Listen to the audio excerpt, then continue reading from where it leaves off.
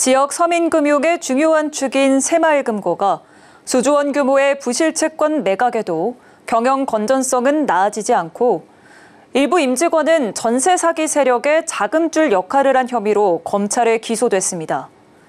지난해 신뢰 회복을 위해 쇄신 결의문까지 내걸었지만 내부 통제 부실과 건전성 문제는 여전히 해결되지 않고 있습니다. 김도하 기자입니다. 올해 상반기에만 3조 8천억 원 규모의 부실채권을 매각한 새마을금고. 이는 지난해 같은 기간보다 90% 늘어난 수준입니다. 대규모 채권 정리에도 불구하고 올해도 순손실은 불가피할 것이란 관측이 나옵니다. 새마을금고는 지난해 상반기에만 1조 2천억 원대의 손실을 냈는데 올해도 비슷한 수준의 적자가 예상됩니다. 새마을금고는 손실 흡수 능력을 높이기 위해 대손충당금을 늘려 적립하고 자회사 MCI 대부와 캠코, 유암코 등과 협력해 매각 채널을 다변화하고 있습니다. 지난해 5천억 원 규모로 조성된 유암코 MG PF 정상화 펀드는 누적 투자 약정액이 1,800억 원에 달합니다. 지난달 출범한 새마을금고 자산관리 회사를 통해서는 하반기 부실채권을 체계적으로 정리한다는 계획.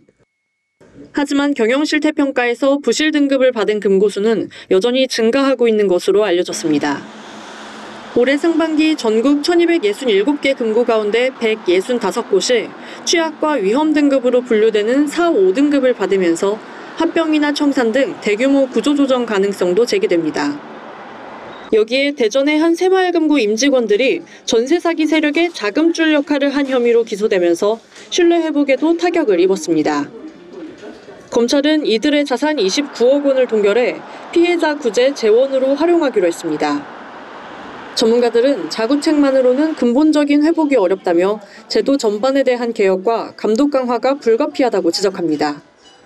새마을금고 개별 금고에 대한 중앙적인 차원에서의 대응 같은 것들이 사실상 약할 수밖에 없는 구조로 보이거든요. 내부적인 자구책만으로는 지금 해결되지 않는 구조적인 문제가 있지 않나라는 생각을 할 수밖에 없는 부분인 것 같아요. 그런 측면에서는 오히려 정책적으로 감독을 조금 강화할 필요는 있다고 생각합니다. 부실 확대에 범죄 연루까지 겹치면서 서민금융의 최후 보루로 불리는 새마을금고의 신뢰는 벼랑 끝에 몰리고 있습니다. 서울경제TV 김도하입니다.